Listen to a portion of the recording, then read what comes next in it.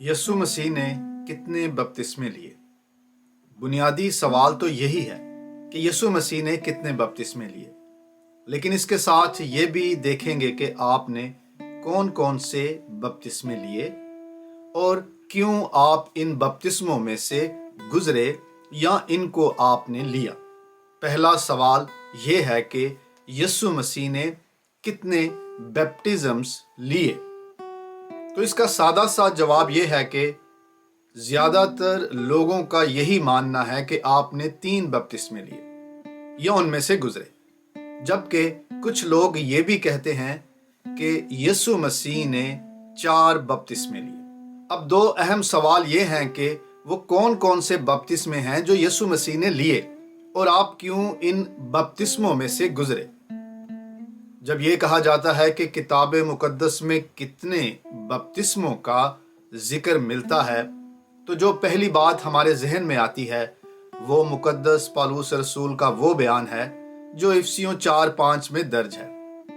वहां लिखा है कि एक ही ईमान, एक ही बपतिस्मा है।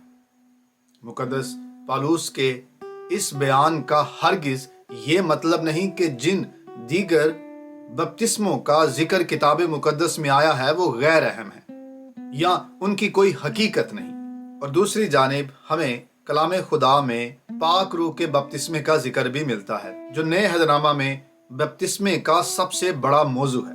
खुदावंद यीशु मसीह ने अपनी खिदमत के दौरान याकूब और यूहन्ना रसूल से कहा, जो बपतिस्मा मैं लेने को हूँ तुम ले सकते हो। अब ये एक और तरह का बपतिस्मा है। मुकद्दस पौलुस इफिसियों को जिस बपतिस्मे के बारे में लिख रहे हैं वो यीशु मसीह में शामिल होने का बपतिस्मा है, जिसे हम सैक्रामेंट के तौर पर अदा करते हैं, जिसको आम जुबान में पानी का बपतिस्मा कहा जाता है। और ये मसीहत में शामिल होने का ज़ाहिरी निशान भी है।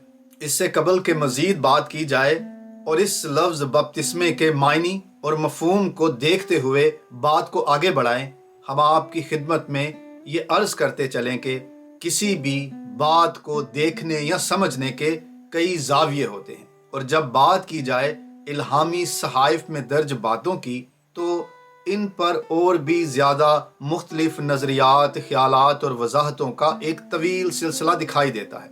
ये सब इसीलिए है कि इन बातों को मुख्तलिफ लोगों ने मुख्तलिफ तरह से देखने और समझने की कोशिश की है। तो हम बात को बेहतर तौर पर आगे बढ़ाने से पहले इस लफ्ज़ बपतिस्मे के मायनी मफहूम को देख लें। यूनानी में बैप्टिज्मा का मतलब है वॉशिंग, धोना, गुस्ल करना। यूनानी के बैप्टिज्मा से अंग्रेजी का बैप्टिज्म आया है और हमारे उर्दू तराजुम में इसके लिए 2 लफ्ज़ इस्तेमाल हुए हैं, बैप्तिस्मा और अस्तबाग। डेविड नोयल फ्रीडमैन के मुताबिक बपतिस्मा बदनी तहारत की रस्म है जो तौरेत में कायम हुई। सो इस लफ्ज़ का इस्तेमाल प्यूरिफिकेशन के अमल के लिए होता है, और जहां किसी शय को या किसी शख्स को पाक साफ करना होता है तो उस प्रोसेस के लिए इस लफ्ज़ का इस्तेमाल होता है, खासकर बदनी तहारत के लिए या दीनी वजू या गुस्ल के लिए। लेकिन बात यहाँ तक ही नहीं, बल्कि इस लफ्ज़ बैप्टिज्म के और भी मफहूम हैं। जैसे कि पहली सदी में यहूदियों के यहाँ प्रोसोलाइट बैप्टिज्म दिखाई देता है, जो बुत परस्ती की नजासत को साफ करके इंसान को पाक करता है और उसको बहाल करके नई जिंदगी अता करता है। मजहबी तौर पर बपतिस्मा एक ऐसा अमल है जिससे गुजर कर कोई पाक साफ होता है। ये बदनी, गुस्ल या तहारत के अमल का नाम है। ये रूहानी भी हो सकता है और जस्मानी भी हो सकता है। मसीही हलकों में बपतिस्मे को सैक्रामेंट का दर्जा हासिल है। सैक्रामेंट से मुराद ऐसा अमल या काम जो खुदावंद यीशु मसीह ने खुद भी किया हो और अपनी पैरवी करने वालों को भी करने को कहा हो। लेकिन अभी ये जानना जरूरी है कि बैप्टिज्म को सिर्फ क्रिश्चियन सैक्रामेंट के तौर पर देखना एक महदूद नुक्ता नजर होगा, क्योंकि किताब मुकद्दस में ये लफ्ज और इसका तस्वुर बहुत ही वसी तौर पर इस्तेमाल हुआ है। लाजिम है कि इन इस्तेमालात पर भी कुछ सरसरी बात हो जाए। किताब मुकद्दस में कई तरह के बपतिस्मे हैं जिनको हमेशा पॉजिटिव या मुस्बत माना जाता है। तहम एक बपतिस्मा वो भी है जो नेगेटिव या मनफी दिखाई देता है। मनफी मतलब इस बपतिस्मे में खुदा का अजाब है, खुदा का गजब है, उसकी अदालत की सजा है। आगे चलकर इस पर भी बात करेंगे। अभी इस हिस्से को समराइज करते हैं। बपतिस्मा मतलब किसी में पूरी तरह उतरना, शामिल होना या फिर उसमें से गुजरना। अब ये बपतिस्मा पानी का भी हो सकता है, पाक रूह का भी हो सकता है और आग का भी हो सकता है, या फिर कोई कंडीशन या कोई हालत जिससे कोई गुजरे, जैसे कि दुख, तकलीफ, इंतहाई दर्द और गम से गुजरने की हालत, या फिर मौत से गुजरना या मौत में शामिल होना। इसी अंडरस्टैंडिंग को एक और तरह से आपकी खिदमत में अर्ज करते हैं। पानी में बपतिस्मा, पानी के जरिए बपतिस्मा, पानी का बपतिस्मा, पानी से बपतिस्मा, रूल कुद्दस में बपतिस्मा, रूल कुद्दस के जरिए बपतिस्मा, रूल कुद्दस का बपतिस्मा, रूल कुद्दस से बपतिस्मा। बस इसी तर्ज बयान को मौत और आग के बपतिस्मे पर अप्लाई कर सकते हैं। इससे कबल हम ये बात करें कि यीशु मसीह ने कौन कौन से बपतिस्मे लिए और क्यों उन बपतिस्मों से आप गुजरे। पहले इंतहाई इख्तिसार के साथ अर्ज करते हैं कि किताब मुकद्दस में कितने किस्म के बपतिस्मों का जिक्र आया है। पहला, यूहन्ना बिन जकरिया का बपतिस्मा, जो वो दरिया यर्दन में पानी से देता था। और दूसरा, यीशु मसीह की जमीनी खिदमत के दौरान ही आपके शागिर्द बपतिस्मा देने लगे, लेकिन आपके बारे में ये शहादत मिलती है कि आपने किसी को भी पानी का बपतिस्मा नहीं दिया। और फिर वो बपतिस्मा जो ग्रेट कमीशन में खुदावंद यीशु मसीह ने आसमान पर वापस जाने से पहले अपने शागिर्दों से कहा, तुम सब कौमों को शागिर्द बनाओ और उनको बाप और बेटे और रूल कुद्दस के नाम से बपतिस्मा दो। यहाँ एक बात की तरफ इशारा करते चले कि खुदावंद यीशु मसीह की जमीनी खिदमत के दौरान आपके शागिर्द जो बपतिस्मा देते थे, वो उस बपतिस्मे से फर्क तस्लीम किया जाता है जो आपके शागिर्दों ने आपके आसमान पर जाने के बाद देना शुरू किया। नए अहदनामा के बहुत ही छोटे से अरसे में दो मुख्तलिफ अहद दिखाई देते हैं। यूं कहें कि न्यू टेस्टामेंट में दो इरा हैं, दो जमाने हैं जो हमें नजर आते हैं। खैर, अभी बात कर रहे हैं डिफरेंट काइंड ऑफ बैप्टिज्म की जो किताब मुकद्दस में मिलते हैं।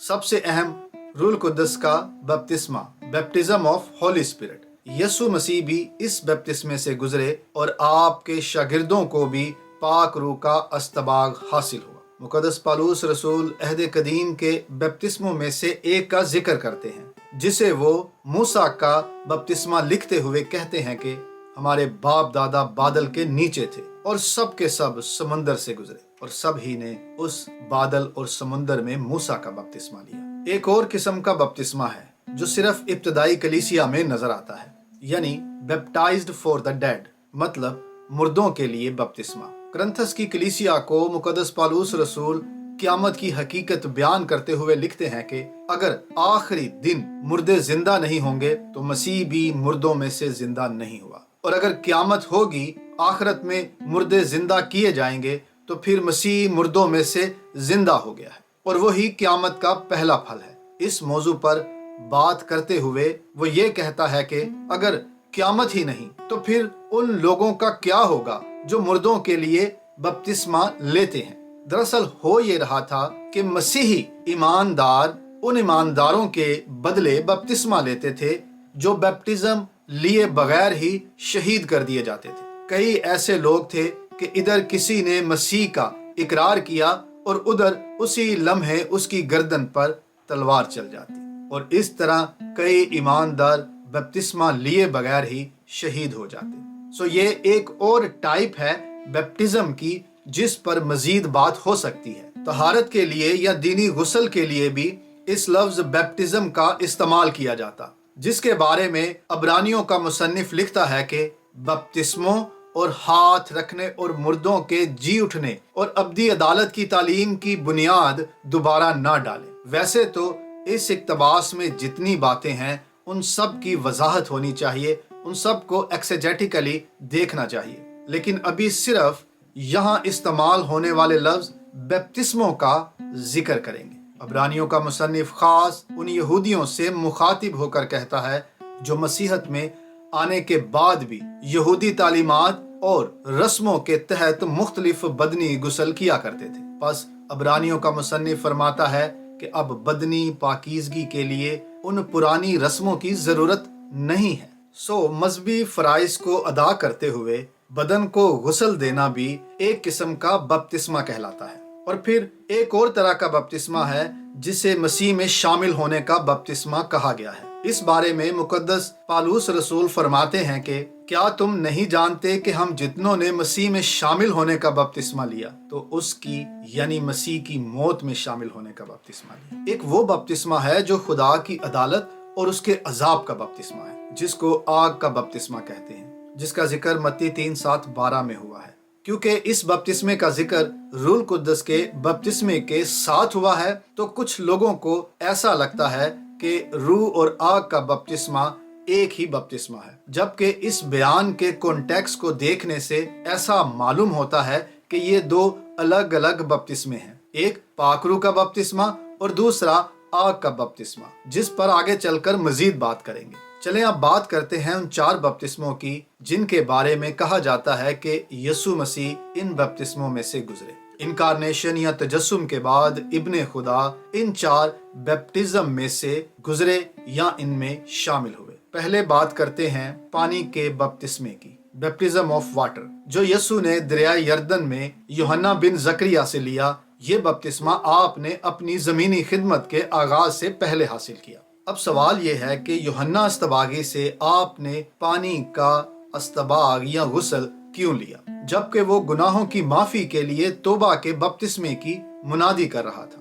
مطلب اس کا بپتسمہ توبہ کا بپتسمہ تھا، جبکہ آپ بے گناہ ہیں اور آپ نے کبھی گناہ کیا ہی نہیں، تو پھر آپ یوحنا کے سامنے بپتسمہ لینے کے لیے کیوں کھڑے ہو گئے؟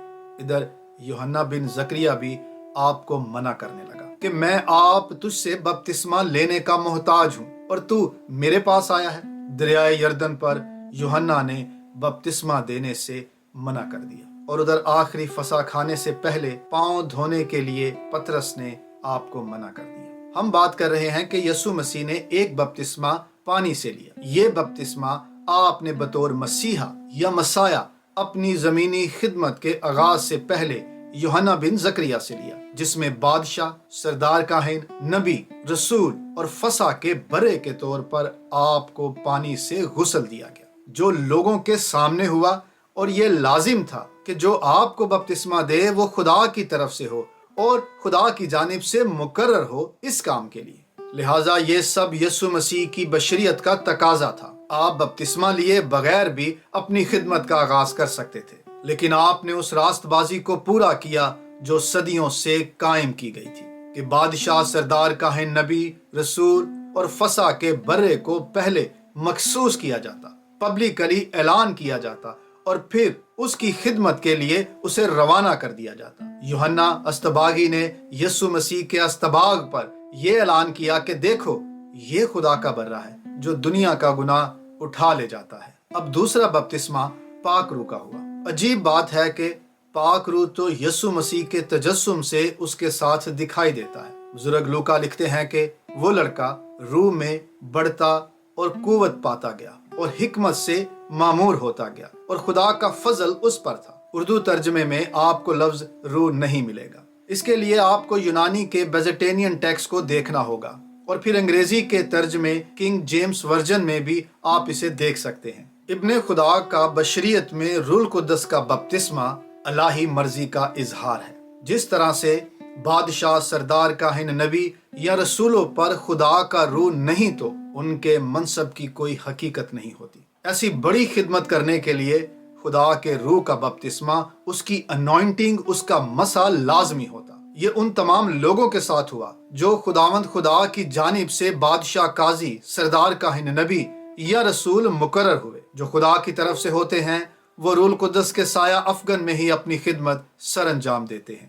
یسوع مسیح کے بپتسمے کے موقع پر وہاں کھڑے لوگوں کے لیے اور خود یوحنا بن زکریا کے لیے آسمانی نشان کا ظاہر ہونا ضروری تھا۔ پس پانی کے بپتسمے کے فوراً بعد روح القدس آپ پر نازل ہوا، اور آپ کی زمینی خدمت سے پہلے آپ کا روح القدس کا بپتسمہ بھی ہوا، جس پر آسمان سے آواز آئی، اور پھر خدا کا روح کبوتر کی مانند یسوع پر نازل ہوا اور نئے عہد کا آغاز ہوا۔ کلام خدا میں کبوتر نئے عہد کو، نئے زمانے کو پیش کرتا ہے، جیسے بزرگ نوح کے طوفان کے بعد ہوا، جس پر مقدس پطرس رسول کہتے ہیں کہ خدا نے یسوع ناصری کو روح القدس اور قدرت سے किस तरह मसा किया। जिस वक्त यसु नासरी का पानी से बपतिस्मा हुआ, उसी वक्त रूह कुद्दस के बपतिस्मे का निशान भी जाहिर हुआ। सो पानी से बपतिस्मे के वक्त आसमान से आवाज का आना इस बात की शहादत है कि आप रूह कुद्दस से मामूर हो, यानी आपका बपतिस्मा पाक रूह से भी हुआ। पानी और रूह कुद्दस के बपतिस्मे पर इस तरह से आसमान से आवाज का आना खास यहूदियों के लिए एक बड़ा निशान हुआ। इस अहद में यानी पहली सदी में यहूदी एक इस्तिलाह इस्तेमाल करते थे, बतकौल, मतलब डॉटर ऑफ द वॉइस, यानी कौल की बेटी, दुख्तरे सुखन। यहूदी इस इस्तिलाह को खुदा की आवाज के लिए इस्तेमाल करते, वो आवाज जो बराह रास्त आसमान से आती, यानी आसमानी आवाज, अलाही आवाज, जो खुदा की मर्जी का इजहार होती या फिर उसकी अदालत को जाहिर करती। सो इस मौके पर जब यीशु मसीह का पानी से और पाक रूह से बपतिस्मा हुआ, तो आपने अलाही मर्जी और अदल या अलाही इंसाफ के तकाजे को पूरा किया। यूहन्ना बिन जकरिया ने कहा भी, मैं तो तुमको तौबा के लिए पानी से बपतिस्मा देता हूँ, लेकिन जो मेरे बाद आता है वो मुझसे जोरावर है, मैं उसकी जूतियां उठाने के लायक नहीं। वो तुमको रूह कुद्दस और आग से बपतिस्मा देगा। ये दो अलग अलग बैप्टिज्म है जो सिर्फ और सिर्फ यीशु दे सकता है। एक रूह कुद्दस का बपतिस्मा है और दूसरा आग का बपतिस्मा है। रूह का बपतिस्मा नई जिंदगी का बपतिस्मा है और आग का बपतिस्मा सजा है, खुदा के अजाब का बपतिस्मा है। यहाँ ये बात समझनी होगी कि मुकद्दस मत्ती में दर्ज बयान में जो आग का बपतिस्मा है वो पाक रूह का बपतिस्मा नहीं है। इस पूरे इक्तबास को देखने से मालूम होता है कि यहाँ अदालत की बात हो रही है। मुकद्दस मत्ती के इस बयान के सियाको सबाक से साफ साफ जाहिर होता है कि यहाँ पाक रूह की आग का जिक्र नहीं है। जो रूह कुद्दस से मंसूब की जाती है वो आग नहीं, बल्कि यहाँ पर अलाही अजाब की बात हो रही है। ऐसा है कि यूहन्ना तौबा की मनादी करते हुए बात कर रहा है। जब फरीसियों और सदूकियों को बपतिस्मे के लिए अपने पास आते देखता है तो उनसे कहता है कि ऐ सांप के बच्चों, तुमको किसने जता दिया कि आने वाले गजब से भागो? खुदा के गजब से बचने के लिए ये काफी नहीं कि तुम इब्राहिम की औलाद हो। अब दरख्तों की जड़ पर कुल्हाड़ा रखा हुआ है, बस जो अच्छा फल नहीं लाता वो काटा और आग में डाला जाता है। और फिर वो फरमाता है कि जो मेरे बाद आने वाला है वो तुमको रूह कुद्दस और आग से बपतिस्मा देगा। उसका छाज उसके हाथ में है और वो अपने खलियान को खूब साफ करेगा और अपने गेहूं को तो खित्ते में जमा करेगा, मगर भूसी को उस आग में जलाएगा जो बुझने की नहीं। पूरे इक्तबास में मुख्तलिफ तरह से दो ग्रोहों को अलग अलग करने की बात हो रही है, अदालत की बात हो रही है। मतलब ये कि यहाँ दो मुख्तलिफ बपतिस्मों की बात हो रही है, एक पाक रूह के बपतिस्मे की और दूसरा आग के बपतिस्मे की। तहम ये बात भी साफ है कि रूह कुद्दस के बपतिस्मे को आग का बपतिस्मा भी कहा जाता है, जो ईमानदारों को पाक करता है, साफ करता है, उन्हें प्यूरिफाई करता है। किताब मुकद्दस में कई तरह की आग दिखाई देती है और फिर ये भी है कि बाज मकामात पर हकीकी आग नजर आती है और कुछ बयानात ऐसे भी हैं जहां पर आग को मेटाफोरिकली इस्तेमाल किया गया है। ज्यूइश एस्केटोलॉजिकल फायर जो शरीरों और बदकारों को जलाने के लिए भी है और रास्तबाजों को पाक करने के लिए भी है, यानी उनकी प्यूरिफिकेशन के लिए भी है। सो आग का बपतिस्मा शरीरों को जला देगा, लेकिन वहीं पर इस आग से रास्तबाजों को कुछ नुकसान नहीं होगा, बल्कि उनको पाक करके कुंदन बना देगी ये आग।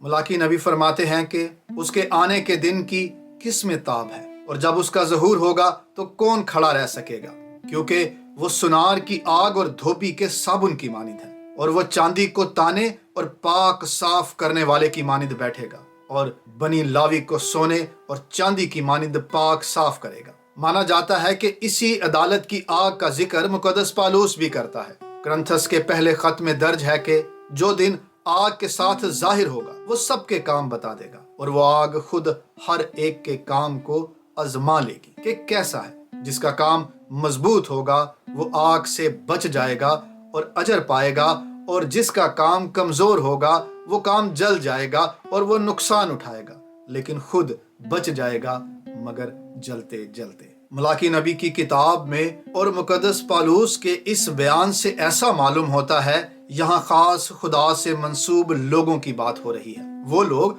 जो खुदा के घर के लोग हैं, جن کے بارے میں بزرگ پطرس لکھتے ہیں کہ وہ وقت آ پہنچا ہے کہ خدا کے گھر سے عدالت شروع ہو، یعنی اس کے کاہنوں سے، اس کے برگزیدوں سے، اس کی جماعت یا اس کی کلیسیا سے، کیونکہ یہ وہ لوگ ہیں جو دوسروں کو پاک صاف کرنے کے لیے مقرر ہوئے ہیں۔ پس لازم ہے کہ پہلے یہ خود پاک صاف ہوں اور پھر دوسروں کو پاک کرنے کا وسیلہ بنے۔ یہ آگ بھی خدا کی عدالت کی آگ ہے۔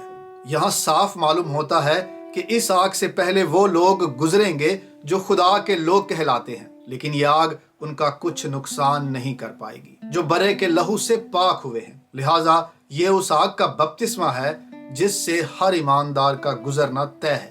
لیکن سوال یہ پیدا ہوتا ہے کہ کیا اس آگ سے مسیح یسوع گزرے؟ کیا آپ نے یہ بپتسمہ لیا جس سے ہر ایماندار کا گزرنا ضروری مانا جاتا ہے؟ کیا آپ بطور بشر ہوتے ہوئے، خدا کے محبوب ہوتے ہوئے، اپنے تجسم میں، انسانی بدن میں اس آگ کے بپتسمے سے گزرے؟ اس سے پہلے کہ یہ بات کریں کہ یسوع مسیح آگ میں سے گزرے یا آپ نے آگ کا بپتسمہ لیا، پہلے موت کے بپتسمے کی بات کرتے ہیں۔ موت کا بپتسمہ، بیپٹزم آف ڈیتھ، جسے خون کا بپتسمہ بھی کہتے ہیں، اسے دکھوں کا بپتسمہ بھی کہا جاتا ہے۔ اس بارے میں یسوع نے خود بھی بات کی۔ آپ نے کہا، مجھے ایک بپتسمہ لینا ہے اور جب تک وہ نہ ہو لے میں بہت ہی تنگ رہوں گا۔ یقیناً یہاں آپ اپنی موت کے بارے میں بات کر رہے ہیں، اور موت بھی آپ نے وہ قبول کی جو انتہائی دکھ اور تکلیف اور اذیت والی تھی۔ ایک اور موقع پر یعقوب اور یوحنا رسول سے بات کرتے ہوئے آپ نے کہا، جو پیالہ میں پینے کو ہوں کیا تم پی سکتے ہو، اور جو بپتسمہ لینے کو ہوں تم لے سکتے ہو؟ بلا شبہ یہاں آپ اپنی دکھ اور تکلیف بھری موت کا ذکر کر رہے تھے، مطلب موت کے بپتسمے کا ذکر کر رہے تھے۔ پس ہم کہہ سکتے ہیں کہ یہ 3 بپتسمے ہیں جن سے ہمارے خداوند یسوع مسیح اپنی بشریت میں گزرے، یعنی پانی کا بپتسمہ، روح القدس کا بپتسمہ اور موت کا بپتسمہ۔ پس ان تینوں کا ذکر کتاب مقدس میں صاف صاف درج ہے۔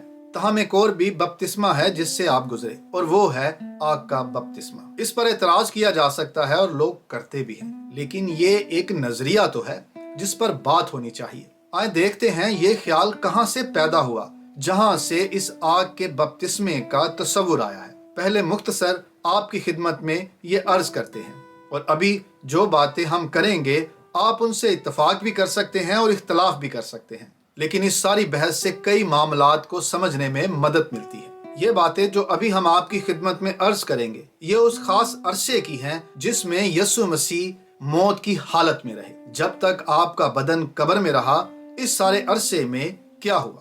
پہلے اسے ترتیب سے دیکھنے کی کوشش کرتے ہیں اور پھر اس بارے میں 2 مختلف سجیشنز یا تجاویز آپ کے سامنے پیش کریں گے۔ پہلے یہ سمجھنا ہوگا کہ آگ کا بپتسمہ یا آگ سے بپتسمہ مطلب آگ میں پوری طرح اترنا ہے، آگ سے گزرنا ہے۔ مقدس متی کے ہاں 3:11-12 میں درج بیان کو ہم پہلے عرض کر چکے ہیں، پھر کرتے ہیں۔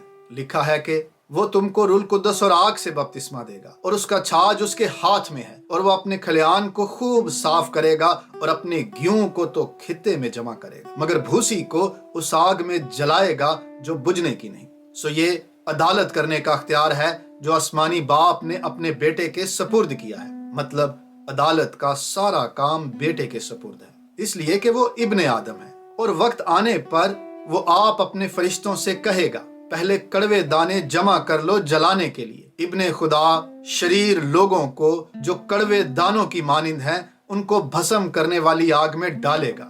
اور پھر مکاشفہ کی کتاب میں اس جہنم کی آگ کو ایک اور طرح سے بیان کیا گیا ہے۔ وہاں لکھا ہے کہ جس کسی کا نام کتاب حیات میں لکھا ہوا نہ ملا وہ آگ کی جھیل میں ڈالا گیا، یعنی جہنم کی آگ میں۔ اب جو منصف ہے، جس نے سب کی عدالت کرنی ہے، وہ خود بھی انصاف کے سارے تقاضوں سے گزرا ہو۔ اسی لیے یسوع مسیح بطور ابن آدم انصاف کے سارے تقاضوں کو پورا کر کے کامل فتح کے ساتھ مردوں میں سے زندہ ہوا یوں کہ جب صلیب پر آپ نے اپنی جان دی تو آپ کا بدن تو صلیب پر تھا اور پھر اس کے بعد قبر میں رکھ دیا گیا، لیکن آپ کی روح نیچے زمین میں اتری جہاں آپ بطور انسان آگ سے گزرے۔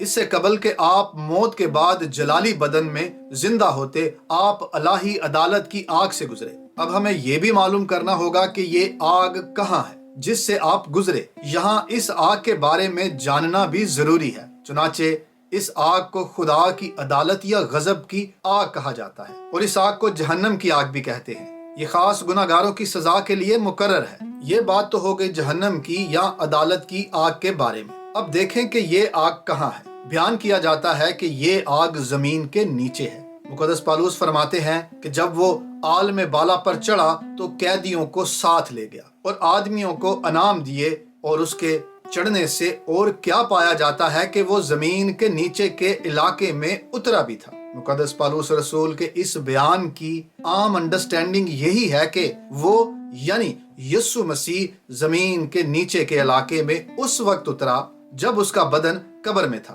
اس وقت وہ زمین کے نیچے کے علاقے میں گیا۔ He also first descended into the lower parts of the earth۔ کتاب مقدس کا مطالعہ کرنے سے معلوم ہوتا ہے کہ کائنات 3 مختلف درجوں میں تقسیم ہے۔ پہلا درجہ آسمان یا ہیون، دوسرا زمین، اور تیسرا زمین کے نیچے کا علاقہ یا پاتال۔ ابھی ہم آسمان یا آسمانوں کی بات نہیں کر رہے اور نہ ہی زمین کی بات ہو رہی ہے۔ ابھی تو سمجھنے کی کوشش کریں گے کہ زمین کے نیچے کون سا جہان ہے جو انویزیبل ہے، جیسے آسمان انویزیبل یا پوشیدہ ہے۔ کلام خدا ہمیں بتاتا ہے کہ زمین کے نیچے مردوں کا جہان ہے، اور وہاں پر 2 بڑے مقام ہیں، جہنم اور جنت، جسے فردوس بھی کہتے ہیں۔ ان دونوں کے درمیان ایک گڑھا ہے جسے اتھا گڑھا کہا جاتا ہے۔ زمین کے نیچے اور بھی جگہیں ہیں، لیکن وہ جہنم اور فردوس سے منسوب ہیں۔ جہنم وہ جگہ ہے جہاں ہر وقت آگ جلتی رہتی ہے، جس کو انگریزی میں ہیل، عبرانی میں شول اور یونانی میں ہیڈس کہا جاتا ہے۔ اس جہنم میں ہر زمانے کے غیر ایمانداروں کی روحیں ہیں۔ بعض لوگ جہنم کے لیے گہنا کی اصطلاح کو میٹافوریکلی استعمال کرتے ہیں، جس کو ویلی آف ہنوم یا وادی ہنوم بھی کہا جاتا ہے۔ یہ شہر یروشلم کے نزدیک ایک مقام تھا جہاں ارد گرد کی ساری گندگی، مردہ جانوروں کی لاشیں اور سنگین مجرم اور لاوارث انسانوں کی لاشیں پھینک دی جاتی تھی۔ یہاں ہر وقت آگ جلتی رہتی اور دھواں اٹھتا رہتا۔ یہ انتہائی بدبودار اور کراہیت اور خوف زدہ کرنے والا مقام تھا، جس کو جہنم سے تشبیہ دی جاتی۔ اور وہ جہنم جو زمین کے نیچے ہے، اس سے مزید نیچے ایک اور قید ہے جس کو ٹٹارس، جہنم یا ہیل بھی کہا جاتا ہے۔ یہ لفظ یونانی میں مقدس پطرس رسول کے دوسرے خط کے 2 باب کی 4 آیت میں ملے گا۔ کئی ایونجیلیکل کرسچن یہ مانتے ہیں کہ زمین کے نیچے ایک خاص حصے میں عذاب کے 2 مقام ہیں۔ ایک وہ مقام ہے جہاں نافرمان فرشتے قید کیے ہوئے ہیں، جس کے لیے ٹٹارس کی اصطلاح استعمال ہوتی ہے، اور دوسری وہ جگہ ہے جس میں شریر انسانوں کی روحوں کو رکھا ہوا ہے، جس کو جہنم کہا جاتا ہے۔ زیادہ تر مسیحی مفسرین کا ماننا ہے کہ ٹٹارس یا جہنم کی قید میں وہ فرشتے ہیں جن کا ذکر پیدائش 6 باب میں آیا ہے۔ وہاں ان کو خدا کے بیٹے لکھا گیا ہے، جنہوں نے آدمیوں کی بیٹیوں سے اپنے جنسی تعلق کو قائم کیا، اور ان سے ایک مخلوط نسل پیدا ہوئی، اور خدا تعالیٰ نے ان نافرمان فرشتوں کو سزا کے لیے تاریک مقاموں میں قید کر دیا، جس کی تفصیل پیسوٹ گرافا میں دیکھی جا سکتی ہے۔ 1 انوک چیپٹر 10 میں مزید اس بارے میں آپ دیکھ سکتے ہیں۔ اب یہ ایک دوسری بحث ہے کہ ٹٹارس یونانی میتھولوجی میں اور ہولینسٹک جوئش لٹریچر میں کس طرح سے استعمال ہوتا رہا ہے۔ اس جہنم کے دوسری طرف فردوس ہے، جس کو پیراڈائس بھی کہتے ہیں۔ اس جگہ کو ایمانداروں کی آرام گاہ اور ابراہیم کی گود بھی کہا گیا ہے۔ مسیح کے جی اٹھنے سے پہلے تمام مقدسینوں کی روحیں اسی مقام میں جاتی تھی۔ اس فردوس اور جہنم کے درمیان ایک اور مقام ہے جس کا ہم نے ذکر بھی کیا، اتھاگڑھ، جس کے لیے یونانی میں ابو سوس لکھا ہوا ہے، یعنی انتہائی نیچے، گہراؤ، ویری ڈیپ، باٹم لیس پٹ، اتھاگڑھ۔ اسی گہراؤ سے مخالف مسیح کی روح، حیوان اور شیطان کا تعلق ہے، اور بدروحیں یا ڈیمنز بھی یہیں جائیں گی، یعنی باٹم لیس پٹ میں یا اتھا گڑھے میں۔ اس بارے میں ہمیں تب بھی معلوم ہوتا ہے جب بدروحیں خداوند یسوع مسیح سے منت کرنے لگی کہ ہمیں اتھا گڑھے میں جانے کا حکم نہ دے۔ زمین کے نیچے کے علاقے کی یہ تفصیل بیان کرنے کا مقصد یہ ہے کہ آگے آنے والی باتوں کو سمجھنے میں مدد مل سکے، لیکن اس سے قبل ایک اور بات جلدی سے دیکھ لیتے ہیں۔ یسوع نے صلیب پر اپنی جان دینے سے پہلے بڑی آواز سے پکار کر کہا، اے باپ، میں اپنی روح تیرے ہاتھوں میں سونپتا ہوں، اور یہ کہہ کر آپ نے دم دے دیا۔ اب سوال یہ پیدا ہوتا ہے کہ یسوع مسیح اپنی روح آسمانی باپ کے ہاتھوں میں سونپ رہے ہیں اور بدن صلیب پر ہے، یعنی زمین پر، اور پھر زمین کے نیچے کے علاقے میں کون اترا؟ اور آپ کا بدن تو قبر میں تھا، تو پھر کس طرح سے آپ نے اس عدالت کی آگ میں سے گزر کر اس بپتسمے کو حاصل کیا یا آگ کے بپتسمے سے تھرو ہوئے؟ یقیناً یہ بات اس موضوع کے ساتھ لنک کرتی ہے، لیکن ابھی اس بارے میں کچھ نہیں کہہ پائیں گے، مگر بعد میں اس پر تفصیل سے بات ضرور کریں گے۔ ابھی ہم بات کر رہے ہیں یسوع مسیح زمین کے نیچے کے علاقے میں گئے، جہاں پہلے آپ ہیڈس یعنی ہیل یا جہنم میں گئے، جس کو اردو ترجمے میں عالم روا اور عالم اسفل لکھا گیا ہے۔ رومن کیتھولک ترجمہ یہاں کافی مناسب معلوم ہوتا ہے، جہاں ہیڈس کو عالم اسفل ترجمہ کیا گیا ہے، جس کے معنی ہے نیچے، باٹم، بہت نیچے، انتہائی پست۔ ہیڈس زمین کے نیچے انتہائی پست حقیر مقام ہے، جس کو جہنم کہتے ہیں، جہاں الہی عدالت کی آگ ہے۔ اور یسوع مسیح کے اس جہنم میں جانے کی وجہ یہ بیان کی جاتی ہے کہ آپ نے دنیا کا گناہ اسی عدالت کی آگ میں بھسم کیا، کیونکہ یہی وہ مقام ہے جہاں گناہوں کو ہمیشہ ہمیشہ کے لیے ختم کرنا تھا۔ لکھا ہے کہ وہ آپ ہمارے گناہوں کو اپنے بدن پر لیے ہوئے صلیب پر چڑھ گیا، تاکہ ہم گناہوں کے اعتبار سے مر کر راست بازی کے اعتبار سے جئیں، اور اسی کے مار کھانے سے تم نے شفا پائی۔ مقدس پطرس لکھتے ہیں، وہ جسم کے اعتبار سے تو مارا گیا، لیکن روح کے اعتبار سے زندہ کیا گیا۔ اسی میں اس نے جا کر قیدی روحوں میں منادی کی، جو اگلے زمانے میں نافرمان تھی، جب خدا نوح کے وقت میں تحمل کر کے ٹھہرا رہا۔ ہم نے ابھی عرض کیا کہ یہ وہی فرشتے ہیں جو اپنی حکومت کو قائم نہ کر سکے۔ انہوں نے اپنے خاص مقام کو چھوڑ دیا، اور خدا نے ان فرشتوں کو دائمی قید میں تاریکی کے اندر روز عظیم کی عدالت تک رکھا ہے۔ لہٰذا جہنم یا ہیڈس میں سے گزر کر آپ فردوس میں گئے، جہاں آپ سبت شروع ہونے سے پہلے پہنچے۔ فردوس وہ مقام ہے جہاں مقدسینوں کی روحیں ہیں۔ اس جگہ کو باپ ابراہیم کی گود بھی کہتے ہیں۔ ان دونوں مقامات کا ذکر یعنی فردوس اور جہنم کا مقام دولت مند آدمی اور لازر کی کہانی میں بھی دکھائی دیتا ہے۔ یہ تو بات ہو گئی جہنم کی یا عدالت کی آگ کے بارے میں۔ اب یہ دیکھیں کہ فردوس یا پیراڈائز کہاں ہے۔ ہم نے ابھی عرض کیا کہ فردوس جہنم کی دوسری طرف ہے، اور بیچ میں ایک گہراؤ یا اتھا گڑھا ہے۔ فردوس وہی جگہ ہے جہاں خداوند یسوع مسیح کی ملاقات اس ڈاکو سے بھی ہوئی، جس کو آپ نے کہا تھا تو آج ہی میرے ساتھ فردوس میں ہوگا، اور اپنی مصلوبیت کے دن ہی جہنم کی آگ سے ہوتے ہوئے آپ فردوس میں داخل ہوئے، تو وہیں پر آپ سب مقدسینوں کے ساتھ ملے۔ تاہم یسوع مسیح کے جی اٹھنے کے بعد بھی فردوس زمین کے نیچے ہے یا کہیں اور منتقل ہو گیا ہے، اب یہ ایک دوسرا معاملہ ہے، اس بارے میں بھی بات ہو سکتی ہے۔ اس وقت جب یسوع مسیح زمین کے نیچے کے علاقے میں اترے تو وہاں پر آپ جہنم کی آگ سے گزرے، تو اس سے کچھ لوگوں نے مان لیا کہ یہ آپ کا چوتھا بپتسمہ تھا،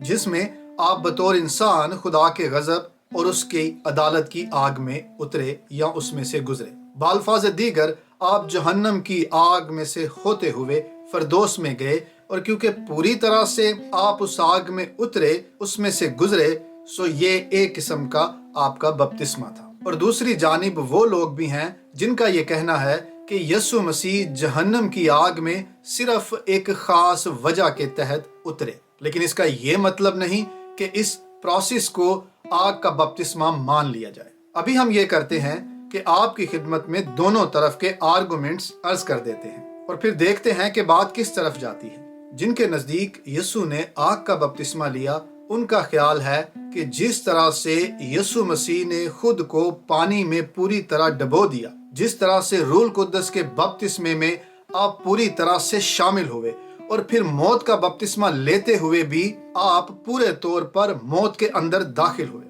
بالکل ویسے ہی یسوع مسیح نے بطور بشر ہوتے ہوئے جہنم کی آگ میں خود کو اتار دیا۔ اور جب آپ جہنم کی آگ میں اترے تو وہ غضبناک آگ آپ کا کچھ نقصان نہ کر پائی، کیونکہ آپ بے گناہ تھے، پاک تھے، لیکن آپ اس آگ میں سے گزرے، سو یہ ایک قسم کا آپ کا بپتسمہ ہے۔ اور یہ سب آپ نے اس لیے بھی کیا کیونکہ بطور بشر آپ کو دوسروں کی عدالت کرنے سے قبل خود بھی عدالت سے گزرنا تھا، تاکہ آپ بے گناہ ثابت ہو کر ہر شخص کی عدالت کر سکیں۔ اور مزید یہ بھی کہا جاتا ہے کہ جس طرح یسوع مسیح نے اپنی بشریت میں 4 مختلف بپتسمے لیے، اسی طرح سے ہر ایماندار کو بھی ان 4 بپتسموں سے گزرنا ہوگا۔ सो इसी तरह से ग्लोरिफिकेशन का सारा काम पूरा होगा और हर किसी को खुदा की अदालत की आग से गुजरना है। ये सब बदनी और रूहानी दोनों तरह से होगा। दूसरी राय जिसमें यीशु मसीह के जहन्नम की आग में उतरने को बपतिस्मा तस्लीम नहीं किया जाता। इनके नजदीक पहली राय में जो हकायक बयान किए गए हैं और उसमें से जो नतीजा निकाला गया है वो एक किस्म की फैलसी है। पहली बात तो ये कि जहन्नम की आग का यीशु मसीह पर कोई अख्तियार ही नहीं, क्योंकि वो आग खुदा की अदालत की आग है, उसके गजब की आग है जो शरीरों की सजा के लिए मुकर्रर हुई है। और यीशु मसीह तो सरासर पाक हैं, बेऐब हैं। अच्छा, इस बात पर दोनों तरफ लोगों का इत्तफाक है। और जब यीशु मसीह पर इस जहन्नम की आग का कोई अख्तियार ही नहीं, तो आप इस जहन्नम की आग में बपतिस्मा लेने के लिए क्यों उतरेंगे? हाँ, जहन्नम की आग का बपतिस्मा शरीर लोगों के लिए जरूर हो सकता है, लेकिन यीशु मसीह के लिए तो बिल्कुल भी नहीं। लेकिन मामला ये नहीं कि यीशु मसीह पर जहन्नम की आग का अख्तियार है या नहीं। मामला तो ये है कि आप एक प्रोसेस से गुजरे, ऐसे ही जैसे कि यूहन्ना अस्तबागी से आपने पानी का बपतिस्मा लिया।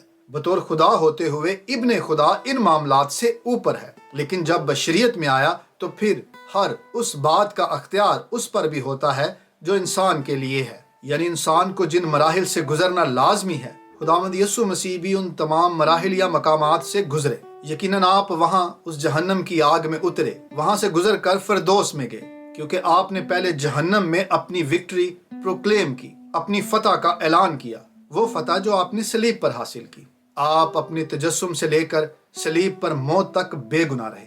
इस फतह को जमीन के नीचे जाहिर किया, क्योंकि हमारे आसमानी बाप की ये रजा है कि यीशु नाम पर हर एक घुटना झुके, खा आसमानियों का हो हा जमीनियों का, हाँ उनका जो जमीन के नीचे है।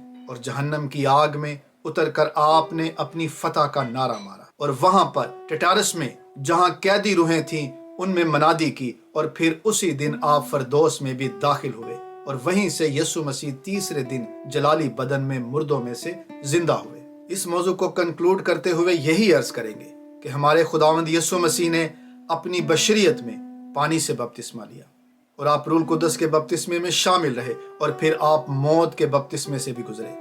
अब जहां तक बात है आग के बपतिस्मे की, तो आग में आप उतरे तो जरूर, जहन्नम की आग से आप गुजरे तो जरूर। अब कोई इसको आग का बपतिस्मा कहे या ना कहे, ये बात है मामलात को किसी जाविये से देखने की। हमारी दुआ है कि परवरदिगार आप ही सारी बातों को समझने में सबकी रहनुमाई फरमाए। आमीन।